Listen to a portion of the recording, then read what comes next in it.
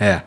Bom, é realmente um impasse, assim, que eu queria muito ver o fim, porque, cara, a gente tá saindo da pandemia, as coisas tinham uma perspectiva legal e tal, e aí vem esse bagulho dessa guerra aí, fode com tudo, mas, fode Igor, com petróleo, fode com mas gás. é surreal, cara. Lógico, tem esses impactos, mas eu fico muito compadecido. Eu vejo, às vezes me aparecem imagens, a gente esquece que o conflito está acontecendo agora, sabe assim? A coisa está tendo uma guerra no mundo ocidental. Na Europa. Sabe? E violentíssima, sabe? Envolve crianças, refugiados, uma coisa... 3 milhões e 400 mil refugiados. Aí eu vejo essa declaração do Lula, pra mim, de novo, é estética, serve a um propósito, sabe? Tão simplista e joga toda uma juventude, sabe? Aí eu vejo uma juventude replicando, sabe? Aí a gente entra em discussões sobre isso e toca os nossos amigos que ouviram da boca do Lula ficar entrando em parafuso. A minha questão é momento da gente ficar, sabe? Ah, não, achando pelo em ovo. Ah, não, mas é que é isso, sabe aquilo. De quem é essa posição? Dos militares de ultradireita que estão com o Bolsonaro. Mas assim, tirando os militares de ultradireita que estão com o Bolsonaro, essa galera que compra esse tipo de discurso do Lula e tudo mais, não é majoritariamente a molecada do Twitter, rede social? Mesmo que seja, para as pessoas mais velhas, que têm essa dificuldade agora de olhar para um outro nome, estão fechados com o Bolsonaro com medo do PT, tudo isso é uma estética que, na minha opinião, serve a eles. Porque quando eles veem isso, eles falam, pronto, o Brasil ainda não mudou, as pessoas... Tá lá as pessoas defendendo o Putin, sabe? Encontram algum ângulo para falar, não, mas veja bem também, tá bom, tudo bem, mas o cara está invadindo um país menor, covardemente, com ampla força militar em 2022, com todo mundo assistindo, internet, sabe? Ah, não, mas veja bem, porque o Zelensky, ele tem uma postura... Dane-se, depois a gente discute, lógico, é minha opinião, mas o Brasil também tem uma guia para esse assunto. Qual é? A autodeterminação dos povos. Uhum. Isso também é um princípio secular da nossa diplomacia. Então, o que aconteceu dentro da Ucrânia foi guerra híbrida, mais ou menos parecido com o que aconteceu aqui com a Dilma, e o Zelensky emerge nisso. Percebe? Mas isso é outro assunto. Uhum. Nesse momento, de fato, o que está acontecendo é uma guerra impertinente. Sim. Bom, enfim, na minha opinião... Como se houvesse alguma guerra pertinente. Né? Lógico, mas a questão Mas a guerra contra o Hitler foi pertinente, na minha opinião. Sim, essa sim. Mas pra mim a única coisa é que o PT adora ficar falando que a gente é cabo eleitoral de Bolsonaro porque a gente quer votar em outra pessoa. Bom, pois então vocês estão sendo cabos eleitorais do Bolsonaro quando vocês criam mais do que ninguém. Não é? Mais do que porque ninguém. Porque isso vira corte, eu vejo na mão dos meus parentes, eles assim, cara... É isso aqui, ó, a juventude que você tá dizendo, que agora tá mais iluminada, que pondera, tá isso aqui, ó. Eles estão vendo uma guerra e ao invés de falar qualquer coisa sobre a guerra, sobre as mortes, sobre a coisa hedionda que tá acontecendo, eles estão achando um ângulo pra já defender o Putin, cara. Defender o Putin, ele não precisa que vocês defendam ele. Fica tranquilo, ele já tem todo o poder do mundo. Enfim, fica aqui minha revolta porque são parceiros, sabe? São pessoas próximas. Eu não entendo, sei lá, muito decepcionante. Sim. Ô, Jean, tem mensagem pra gente aí? Tem vídeo? Tem vídeo. Tá com vídeo aí pra nós. É aqui que a gente vê?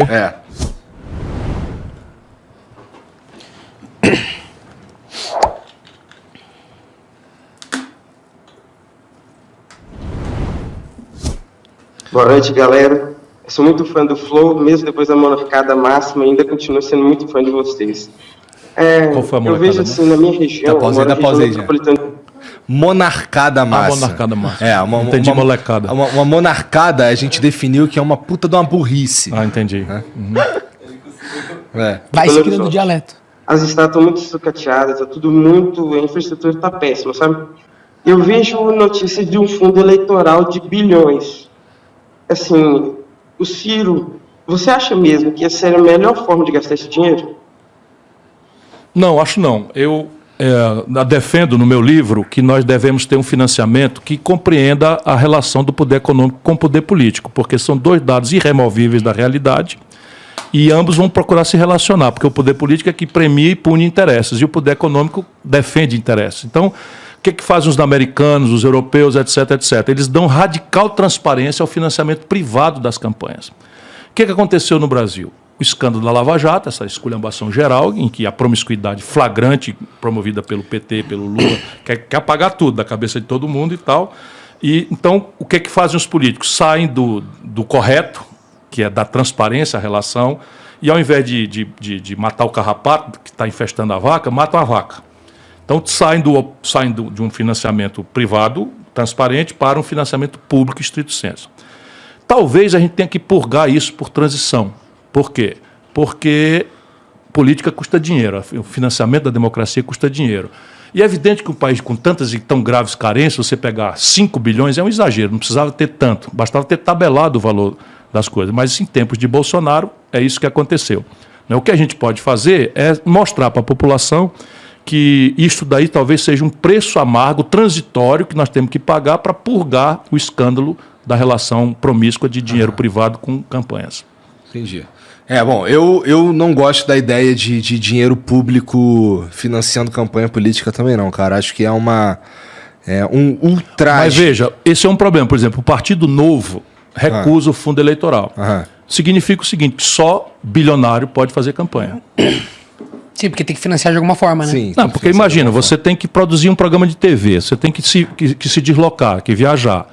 Para você viajar, você tem que viajar com 3 ou 4 ou 5 Hoje pessoas. cada vez menos. A internet deu uma diminuída nesse buraco, né? Tudo, não, mas diminuiu muito. Diminuiu muito os custos. Mas, de qualquer forma, você imagina, 5 bilhões, que é um exagero, acho que podia ter sido a metade disso, já seriam muitos bilhões, mas metade disso seria suficiente.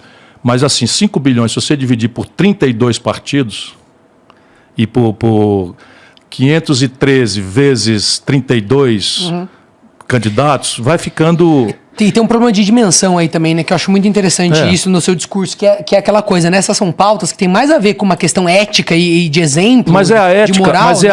é a ética superficial, hipócrita, porque, repare, nos Estados Unidos, a moral dominante, uma vez eu fui falar isso na universidade, os caras viraram com intriga, de novo, é a apologia da ignorância. Então, nos Estados Unidos, o poder econômico, a moral dominante nos Estados Unidos, de base luterana, é que o dinheiro é um dom de Deus, que Deus premia com lucro, com rentabilidade, com sucesso empresarial, os trabalhos que produzem. Então, ali é bonito ter poder econômico. Então, a gente aqui não se gaba do Ibope, né? Uau, o cara tá lá em cima no Ibope para ganhar mais coisa. Lá é o seguinte, eles se gabam do Ibope e se gabam de quanto dinheiro arrecadaram. Bota no jornal, o Barack Obama é viável porque já arrecadou 100 milhões de dólares e o outro só arrecadou 70.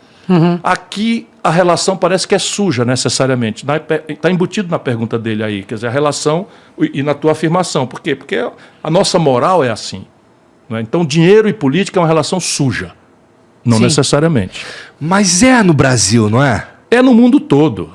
É no mundo todo, mas não necessariamente. Idealmente não seria mesmo, mas assim... Não, rapaz, você pode ter o seguinte, por exemplo, o meu projeto tem um compromisso com a industrialização do país. Então, eu tenho que, se a indústria vier em contribuição para a minha campanha, eu estou defendendo um grande interesse estratégico, transparentemente anunciado, explico, e se os industriais se identificam comigo, vêm financiar a minha campanha, isso é legítimo. Tá certo? É legítimo. É legítimo. É legítimo. Não é a melhor moral. É legítima na primeira, agora, Cirão, e na segunda. Não, mas na primeira é o seguinte, eu fui um candidato que recusei dinheiro de banco. Aí os caras, pelas tantas, viram um negócio. Pô, o cara vai preparar alguma sacanagem conosco, porque não está aceitando a nossa contribuição. Vamos foder esse cara. Mas esse foi um instrumento de cooptação também dos bancos, né? Nas campanhas. Todo mundo. Você imagina, quem pagou o jantar do Lula com o Alckmin aqui, naquela churrascaria de luxo aqui, a Rubaiá Figueira, foi basicamente o BTG e o plano de saúde. Tá. O Lula anda no jatinho, volta a dizer de novo, do coisa. Vão alegar que tem contrato, ok, mas desde quando o Prevent Senior é locador de avião? Mas, ô Igor, eu tava falando de dimensão de valores, porque uma coisa que eu tenho entendido cada vez mais é que, por exemplo, quando se fala de corrupção, ou quando se fala, por exemplo, de fundo eleitoral, são valores muito substanciais, porque são uma cifra muito grande, em termos né? absolutos, sim. Isso, mas agora, aí quando você põe comparado com, por exemplo, com o que precisa-se, por exemplo, para fazer os estímulos à economia que a gente fala ele falou estrada, né? Ele falou estrada, assim, você tem um investimento no Brasil hoje, de um orçamento de 4 trilhões e 800 bilhões de reais, o investimento que sobra são 25 bilhões de reais. E o Bolsonaro deu isso tudo para o Centrão através do orçamento secreto para roubar 30%, 40%. Esse orçamento secreto aí... Isso é o fundo do poço. Cara. É o fundo do poço. Engolir, e o Lula está num conchavo tão profundo que não tem como se livrar disso. Você acha que ele não se livra do... Mas como? Se ele está comprometido com as mesmas pessoas. Ele precisava? Essa é a minha dúvida principal. O Lula precisava disso agora? Eu acho que ele tem um capital tão grande. Por que ele está se associando com essas pessoas? Boa pergunta. Não, não é uma pergunta boa interessante? pergunta. Porque, assim, Porque, assim, ele vem poderoso agora, porque assim, né, ele tem uma força. O sentimento antipetista que tirou o PT e pôs Bolsonaro tá Agora invertido. ajuda ele, é. Tá invertido. Não, Então pra que fazer não tá esses conchavos? não tá não. O Lula é muito mais esperto do que você supõe. Aconteceram eleições gerais no Brasil, eleições municipais. Aí o PT não ganhou muito, né? É Perdeu em todas as capitais. Perdeu em todas. Aqui em São Paulo, tirou acho que o 6º lugar. Em Minas Gerais, em Belo Horizonte, o 6º lugar. Você acha que ele sabe que ele precisa dessas... Ele quer resolver a eleição no conchavo. Porque se ele for exposto, por exemplo, a um cara como eu, que não tem um rabo de palha... E tiver que ir aos debates, tiver que se expor... eu estou dizendo, é uma grande barragem, poderosíssima barragem, a polarização, só se fala nisso, cheia de rachadura. E eu estou batendo aqui. Se eu acerto numa dessa, arruma a barragem. Faz sentido.